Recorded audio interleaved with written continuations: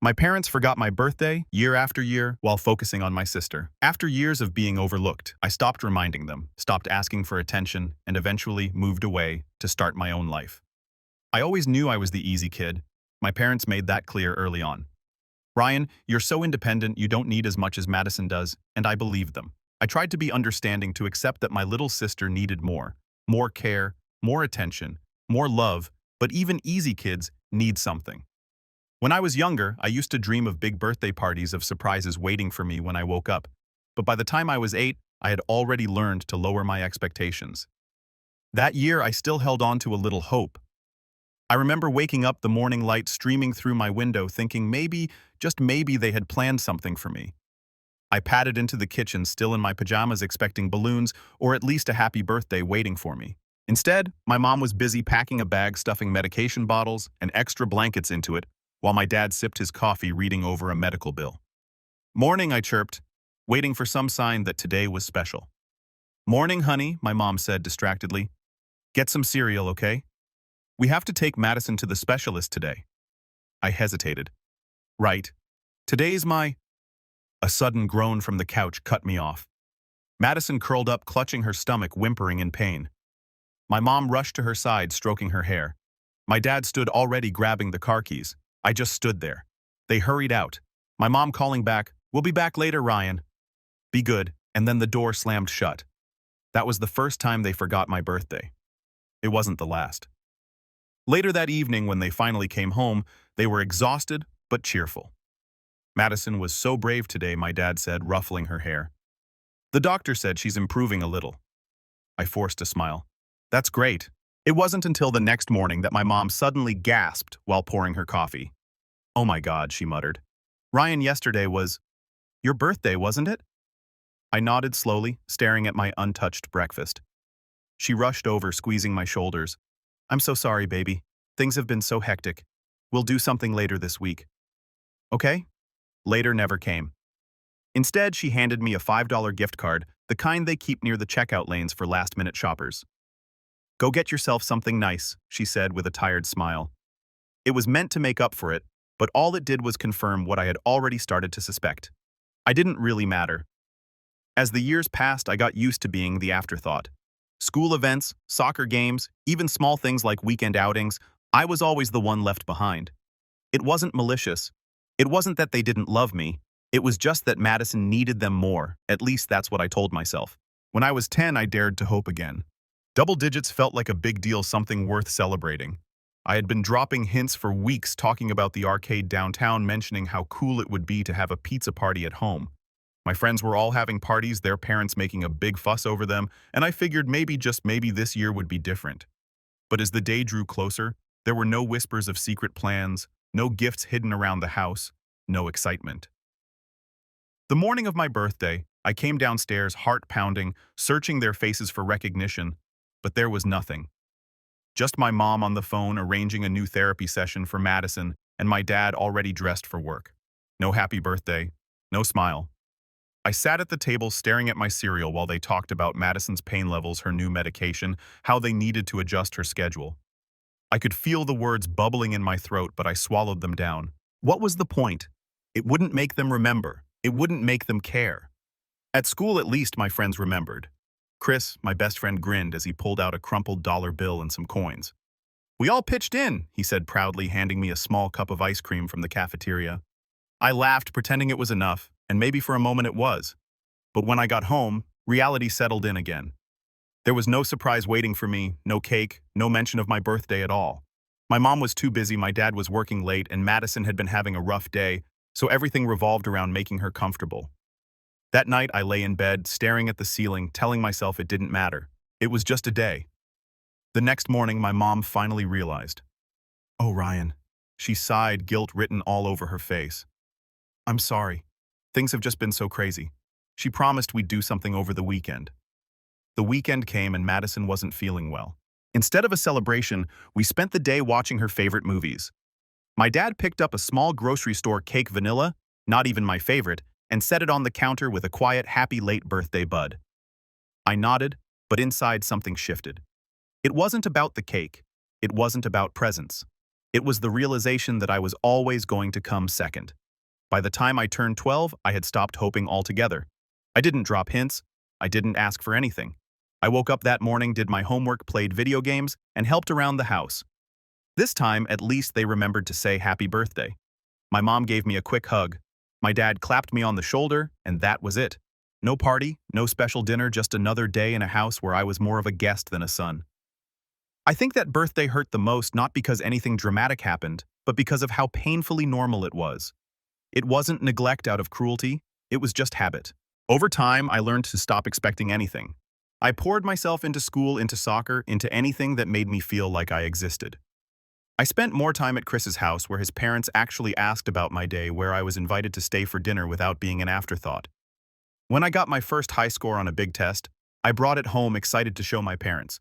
My mom glanced at it, nodded approvingly, and then immediately turned back to discussing Madison's latest doctor visit. I never brought home another test again. Instead, I started waiting for the day I could leave. By the time I hit my teenage years, I had stopped expecting my parents to notice me. It wasn't that they were cruel or outright dismissive. It was just that their world revolved around Madison, and I was just the easy one, the healthy one, the kid who could fend for himself. I figured if I didn't ask for much, maybe I'd at least avoid disappointment. When I turned 13, I had a soccer game that I had been looking forward to for weeks. It was an important one, the semifinals of our district tournament. I knew my parents were busy, but I still mentioned it to them a few times just in case. They gave me vague nods, the usual half-hearted, "We'll see," that never really meant anything. Deep down I knew they wouldn't come, but some stupid part of me still held on to the tiniest sliver of hope. The game was incredible. I scored the winning goal in the last few minutes, and my teammates piled on top of me cheering. The coach ruffled my hair, telling me I had talent. Parents swarmed the field, hugging their kids, taking pictures, celebrating, and me, I just stood there glancing toward the empty bleachers. Chris's parents came over instead. "You were amazing, Ryan," his mom beamed, giving me a side hug. His dad clapped me on the back. "You should have seen yourself out there, kid. You've got a real gift." I nodded, forcing a smile. "Thanks." Chris must have noticed something in my face because as we walked toward the locker rooms, he nudged me. "They didn't come, did they?" I shrugged. "They're busy."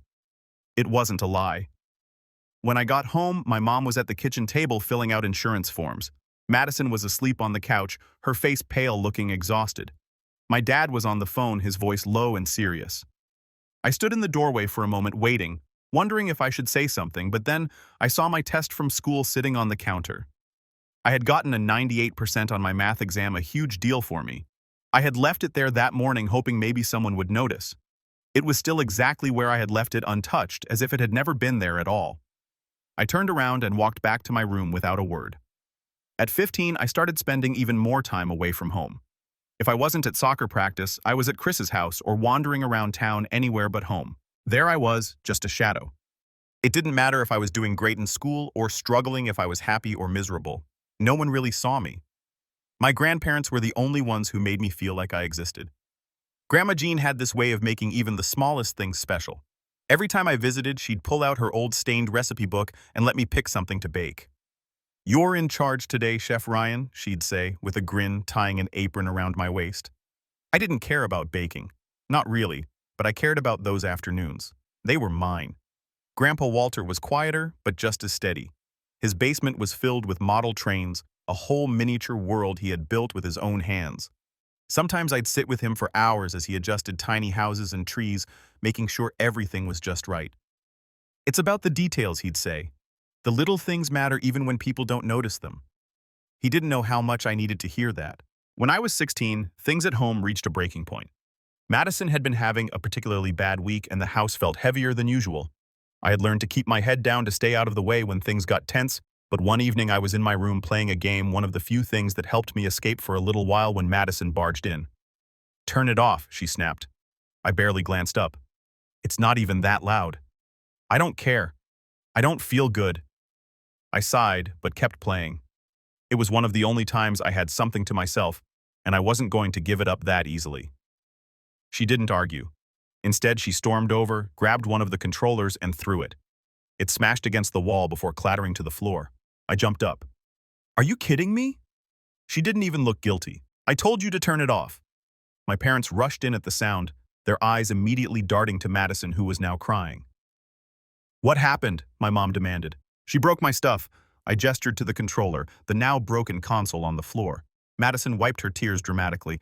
I didn't mean to. I was just in pain, and he wouldn't listen to me. And just like that, I was the villain. Ryan. My dad sighed, running a hand over his face. Come on, she's having a rough time. You know that. Yeah, well, so am I snapped. But I guess that doesn't matter, does it? My mom looked at me exasperated. Ryan, we don't have time for this. Of course they didn't. I didn't say another word. I just turned around, walked out of the room, and slammed the door behind me. That night, I lay awake staring at the ceiling, realizing something I had probably always known deep down. Nothing I did would ever be as important as Madison's needs. I could scream, break things, disappear for days, and they still wouldn't see me. The next morning, my mom knocked on my door hesitant.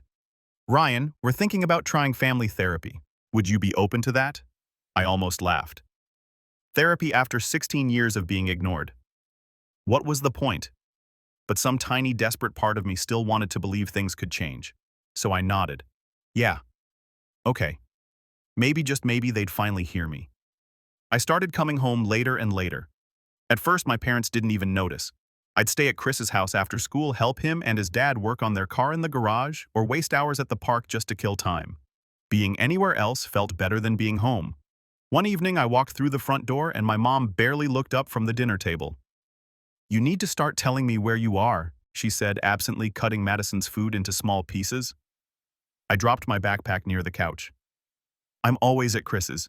You should be home, she said. We don't know what's going on with you lately. I almost laughed. They had spent my whole life acting like I wasn't there, and now they wanted to know where I'd been. Instead of arguing, I grabbed a plate and served myself some leftovers from the fridge. Madison had a rough day, my dad said after a moment, rubbing his face. Her pain's been worse. The doctor's adjusting her meds again. I nodded, already knowing what came next. The usual cycle.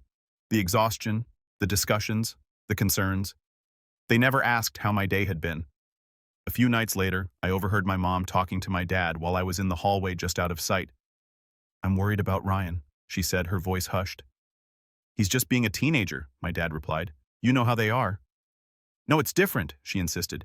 He barely speaks to us anymore. I don't know what's going on in his head.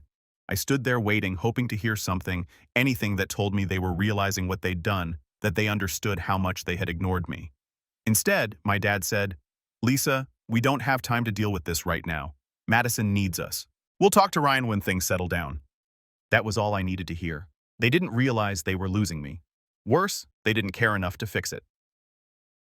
That night, I sat in my room staring at the ceiling, my mind racing. I thought about the birthdays they had forgotten, the games they had missed, the way I had always been expected to understand while no one had ever tried to understand me. If I didn't say something soon, nothing would ever change. The next morning over breakfast, I put my spoon down and said, We need to talk. My parents looked up, startled. Even Madison glanced at me, confused. What is it, honey? My mom asked. I took a deep breath. I think we need therapy. Silence. Then my dad frowned. Therapy? What for? I swallowed hard. Because I feel like I don't exist in this house. My mom looked at me like I had just spoken a different language. Ryan, of course you exist. What are you talking about? You don't see me. I said, my voice steady but firm. Everything is about Madison. Every conversation, every plan, every decision. It's always her first, and I just exist around it. My dad's jaw tightened. Ryan, that's not fair. You know how complicated things are. I shook my head. I'm not saying Madison doesn't need you. I'm saying I need you too, and I've been waiting my whole life for you to see that. My mom looked at me, eyes glossy. We never meant to make you feel that way. But you did, I said. And if we don't fix it now, we never will. They didn't agree right away. But later that night, my mom knocked on my door and said, Okay, we'll try therapy. For the first time in years, I felt like I had been heard, but I had no idea what I was walking into. The first therapy session felt awkward from the moment we walked in. The room was small with soft lighting and a few chairs arranged in a circle. The therapist, a woman named Dr. Harris, smiled warmly and asked us to sit. My parents looked tense, sitting close together, while Madison sat curled up in her chair like she didn't even want to be there. I sat across from them, feeling like an outsider in my own family. Ryan, Dr. Harris began, Your parents tell me you've been feeling left out. Can you tell me more about that? I hesitated. I wasn't sure where to start. There were too many moments, too many birthdays forgotten, too many times I felt like a ghost in my own home. I just feel like I don't matter, I finally said. Like I could disappear and nothing would change. My mom inhaled sharply. Ryan, that's not true. Isn't it? I shot back. You don't even notice when I'm not there.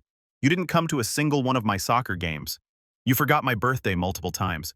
You don't ask about school or my friends or anything I do. The only time you ever really talk to me is when it's about Madison. Silence stretched between us. My dad looked down at his hands. My mom opened her mouth, but no words came out. Dr. Harris nodded. Lisa Mark, do you see where Ryan is coming from? My mom let out a shaky breath. I do, she admitted, but it's not because we don't care. We love you, Ryan. It's just, Madison needs so much from us, and sometimes it feels like there's no time for anything else. I clenched my jaw. That's the thing, Mom. It's always about Madison. Always. And I've spent my entire life just dealing with it, but I'm tired of feeling like I don't exist. Madison finally spoke up, her voice sharp. So what, you want me to apologize for being sick? I turned to her, anger flaring in my chest. No, Madison. I want Mom and Dad to admit that I deserve to be part of this family too. The session ended without any real resolution. My parents promised they'd try harder, that they'd make more of an effort, and for a little while they did. We started having family nights once a week. Movies, board games, even a trip to a museum. At first it felt nice, like maybe things could actually change, but Madison didn't like it. She started making little comments, passive-aggressive jabs about how much fun we must have had without her. It's fine, she'd say, her voice tight. I don't mind being left out. The guilt worked like a charm. One night during dinner, she finally broke down, tears streaming down her face. You're spending less time with me, she sobbed. It feels like I'm not important anymore. My parents immediately rushed to comfort her. Oh, sweetheart, that's not true. My mom soothed. We love you so much. And just like that, everything shifted. The outing stopped. The focus snapped back to Madison. I should have seen it coming. A few weeks later, in another therapy session, Madison made an accusation that knocked the air out of me. Mom and Dad love Ryan more, she said, her voice trembling, because he's normal. I stared at her, stunned. What? My parents looked horrified. Madison, no, my dad said. That's not true at all. It feels like it, she insisted. Ever since we started trying to make Ryan happy, I feel like I don't matter anymore. I let out a hollow laugh. Are you serious? I've spent my whole life being ignored, and now after a few weeks of getting a little bit of attention, you're acting like I've stolen everything from you. Madison wiped her tears. You wouldn't understand. The session ended in chaos. My parents were flustered, trying to reassure her, and the therapist struggled to keep things from spiraling, but I knew then that nothing was ever going to change. When we got home that night, my mom pulled me aside. Maybe we should try a different therapist, she said carefully. Someone who can help us all feel heard. I shook my head. I saw right through it. They wanted someone who would tell them what they wanted to hear, someone who would justify why they had always put Madison first. No, I said simply. I'm done. She looked hurt. Ryan, please. I'm done trying, I repeated. It doesn't matter what I say. It doesn't matter what I do. This is never going to change. I walked away before she could say anything else. That night, I stared at my ceiling just like I had on all those forgotten birthdays, all those lonely nights. Only this time, I wasn't hoping anymore. I was planning my escape. The night I decided to leave, I didn't feel sad. I didn't feel angry. I just felt done. I had spent years hoping, waiting for my parents to see me, to recognize that I was part of the family too. But after that last therapy session, after hearing Madison twist the situation into something, it wasn't after watching my parents scramble to comfort her while my feelings were once again brushed aside. I knew I had nothing left to give. I started planning right away. I didn't have much money, but I had saved up from a part-time job I worked after school. I didn't know where I was going, but I knew I couldn't stay.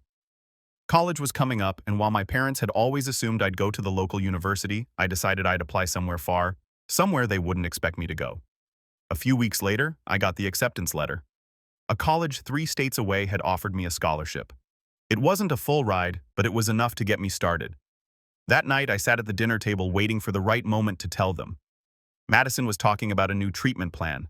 My mom was listening intently. My dad was nodding along.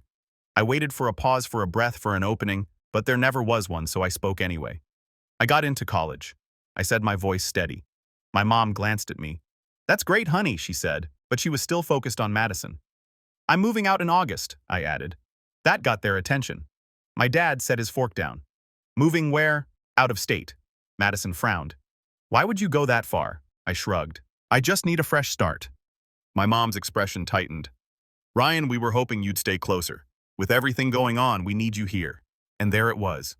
Not "we'll miss you," not "we're proud of you," just "we need you here." I pushed my chair back and stood. "I'm still going." They didn't fight me on it, not really. Maybe they assumed I'd change my mind. Maybe they thought, like everything else, I'd just let it go, but I didn't. I spent the summer packing, preparing, making sure I had everything lined up. The day before I left, I visited my grandparents. Grandma Jean hugged me tightly. "I always knew you'd go somewhere big," she said. Grandpa Walter handed me a small wooden train piece, one from his collection. "For when you start building your own world," he said simply. I held on to it, my throat tight. They were the only ones who had ever made me feel like I was enough. The morning I left, my mom cried. My dad clapped me on the back and told me to be careful. Madison barely looked at me. It should have hurt, but it didn't. I was too numb for that. The drive to my new life felt surreal. I watched the familiar roads disappear in the rearview mirror, waiting for some sort of sadness to hit me, some regret, but it never came. Instead, with every mile, I felt lighter. The first few weeks in the new city were quiet. I wasn't used to making my own rules, to living without the constant background noise of my family. It was strange at first, not having to check in, not being forgotten at the dinner table because there was no dinner table. I got a job, made some friends. Chris called, often checking in on me. He was the only one from home who did. My parents called a few times in the beginning, but the conversations were brief. They'd ask how I was, but it always led back to Madison. "She's been struggling lately," my mom would say. "She misses you." I didn't know what to say to that. Did she miss me? Or did she just miss having me there to absorb the attention she didn't want? As the months passed, the calls became less frequent. I didn't reach out either. I was too busy figuring out who I was outside of being the forgotten son. Then my birthday came, my first one away from them.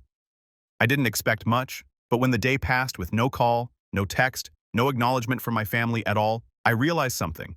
I wasn't disappointed. I wasn't hurt. I just felt free. I spent that night with my new friends, people who actually cared, people who showed up. For the first time in my life, I wasn't waiting for anyone to remember me. I had remembered myself. The first year away from home was an adjustment, but it was the best kind of adjustment.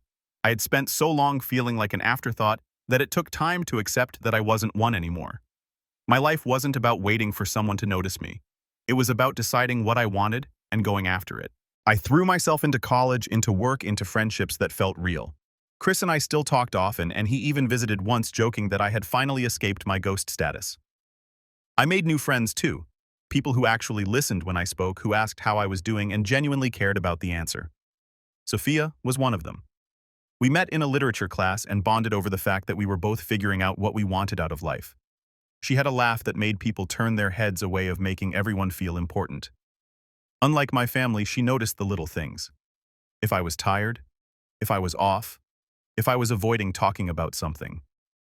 One day, a few months into our friendship, she called me out on it. "You deflect a lot," she said casually while we sat in a coffee shop. I raised an eyebrow. "Do I?" She smirked. "Yeah. Someone asks about you and you turn it into a joke or change the subject. It's like you don't expect people to actually care." I shrugged, taking a sip of my drink. "Old habit, I guess." She leaned forward, serious now. "You know you're allowed to take up space, right? You don't have to shrink yourself just because other people made you feel like you weren't worth the attention." I didn't respond right away. No one had ever put it that way before. I had spent so much time accepting that I was invisible in my own family that I hadn't realized how much that mindset had followed me into my new life. That conversation stuck with me. Slowly, I let myself open up more. I started celebrating small wins, aced tests, promotions at work, even just making it through a tough week. And when my next birthday rolled around, I didn't wait for my family to remember. I planned something for myself. It wasn't anything huge, just a night out with friends, but it was the best birthday I had ever had. We went to a bar, laughed until our sides hurt, and for once, I wasn't thinking about whether my parents would call. I wasn't checking my phone for a message that wasn't coming. A few days later, curiosity got the better of me and I called home. My mom picked up sounding surprised. Ryan, it's been a while. I leaned against my desk. Yeah, I've been busy. We made small talk for a bit, mostly about Madison, of course. Nothing had changed. She was still struggling, still the center of their world. Then, after a pause, I asked, "Did you guys even realize my birthday passed?" Silence. Then my mom let out a breath. "Oh, Ryan, I'm so sorry. Things have been so hectic." Of course they had. I didn't get angry. I didn't even feel hurt. I just nodded, even though she couldn't see me. It's okay because it was. I had spent my whole life waiting for them to show up for me, and they never had, and that was never going to change, so I stopped waiting. That was the last time I called them first. If they wanted to talk, they knew where to find me, but I wasn't going to chase after people who couldn't be bothered to remember I existed. By my 3rd year in the city, I had built a life that felt like mine. I had friends who showed up, people who actually wanted me around. I had a job I liked, plans for the future, and a version of myself that didn't revolve around waiting for scraps of attention. When my next birthday came around, I didn't even think about my family. I threw another party bigger this time with music and drinks and people who mattered. Sophia was there laughing as she convinced me to do a ridiculous dance move. Chris made a post joking that I had finally learned how to enjoy life. It was the happiest I had ever been. A few days later, I called home again just to see if things had changed.